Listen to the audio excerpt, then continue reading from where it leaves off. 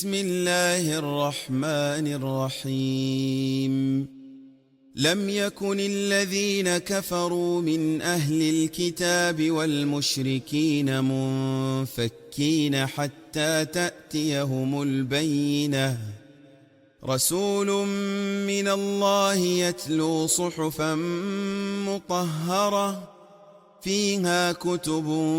قيمة وما تفرق الذين أوتوا الكتاب إلا من بعد ما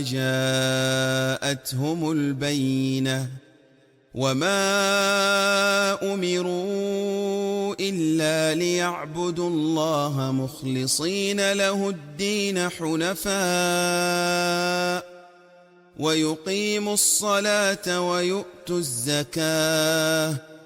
وذلك دين القيمة إن الذين كفروا من أهل الكتاب والمشركين في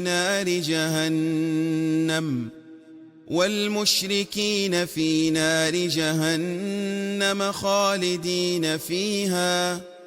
أولئك هم شر البرية